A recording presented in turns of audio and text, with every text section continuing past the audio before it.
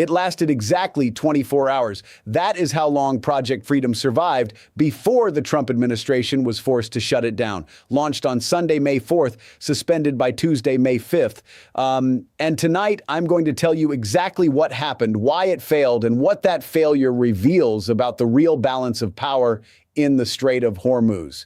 Because this is not just a military story, it is a story about leverage. And right now, Iran has more of it than Washington wants to admit. Let's start with what Project Freedom actually was.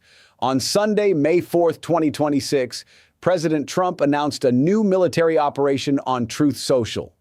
The mission: escort stranded commercial ships safely through the Strait of Hormuz using U.S. Navy destroyers, fighter jets on standby, and Apache helicopters overhead. Defense Secretary Pete Hegseth named it Project Freedom.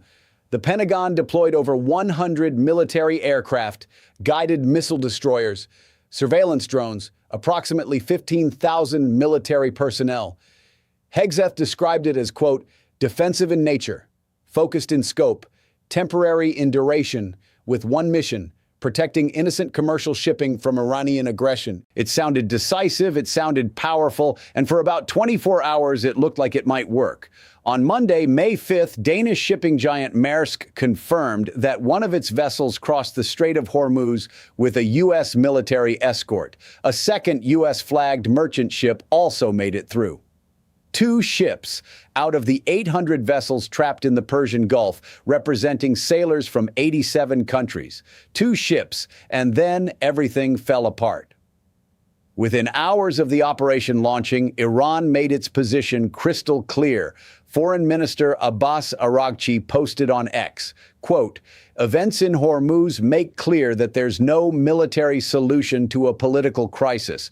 Project Freedom is Project Deadlock. Iran did not just issue a statement, it acted missiles and drones, targeted ships attempting to cross without Iranian approval. The UAE reported being struck by Iranian ballistic missiles.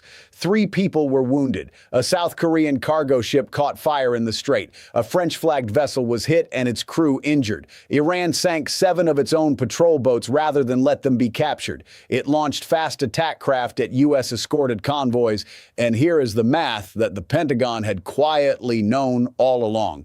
قبل الحرب عبر أكثر من 100 سفينة مضيق هرمز كل يوم.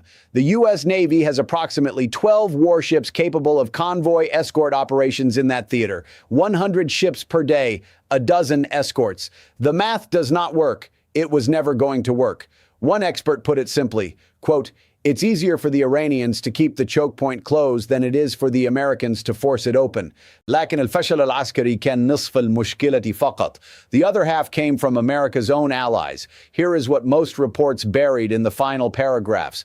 The New York Times reported that the real reason Trump suspended Project Freedom was not the Iranian resistance, it was Saudi Arabia.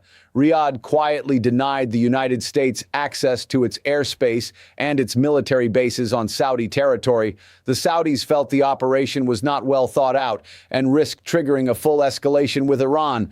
A phone call between Trump and the Saudi Crown Prince reportedly failed to resolve the disagreement. Think about what that means. The United States cannot project full military power in the Persian Gulf without Saudi cooperation.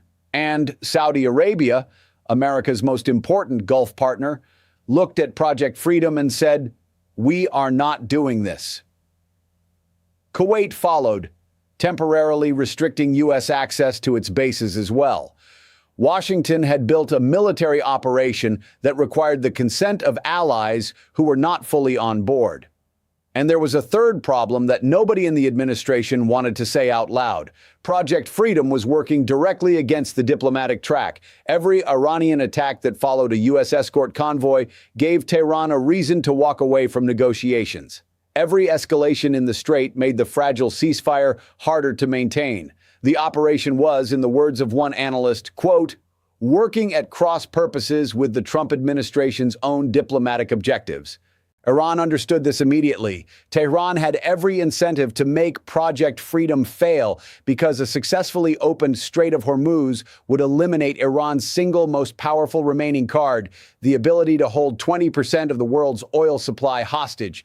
As long as that strait stays closed, oil remains above $100 a barrel. Gas prices in Los Angeles hit $6 a gallon this week. Every day that passes without a deal costs the American consumer money they can feel at the pump. Iran knows this. Iran is counting on this. So on Tuesday, May 5th, Trump posted on Truth Social, "Great progress has been made toward a complete and final agreement with representatives of Iran.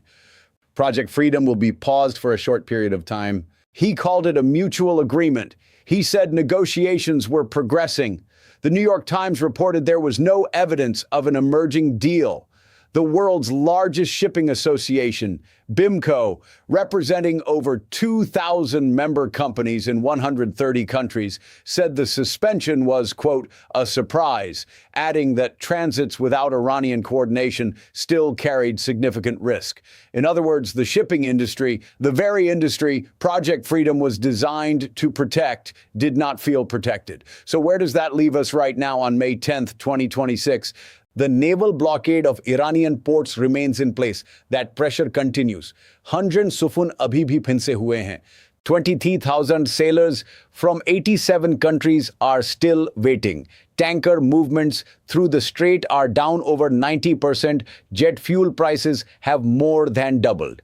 Project Freedom is suspended indefinitely. Iran's Ports and Maritime Organization declared the suspension a victory and offered to assist stranded commercial ships.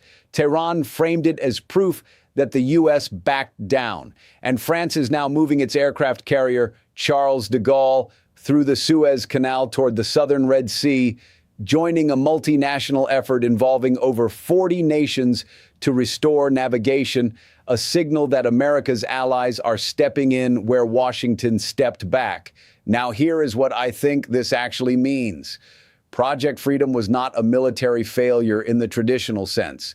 The U.S. Navy performed exactly as expected. The aircraft were ready. The destroyers were positioned. The operation was professionally executed. It failed for a different reason. It failed because the United States tried to solve a political problem with a military tool, and Iran had already decided that every military move by Washington in the Strait would be met with escalation because escalation protects Iran's only remaining leverage. The Strait of Hormuz will not be reopened by force. It will be reopened through a deal. And that deal, a one-page memorandum of understanding, a 30-day framework. The nuclear question, still unresolved, is sitting right now somewhere between Islamabad and Washington. Trump has been direct about what happens if it is not signed. If they don't agree, the bombing starts, and it will be at a much higher level and intensity than before. Those are not empty words. لكنها أيضا ليست خطة لفتح المضيق غدا. The math of this conflict is becoming clearer every day. Iran cannot win this war, but it can survive long enough to negotiate from a position of strength, and America cannot force the strait open.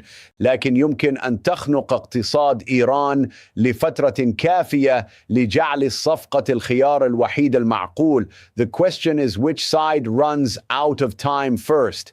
If this analysis helped you understand what is actually happening beyond the headlines, share it with someone who needs to hear it. And if you want to keep following this conflict as it develops with no spin, no agenda, just the facts, you know what to do. I will be here next time. Take care of yourselves.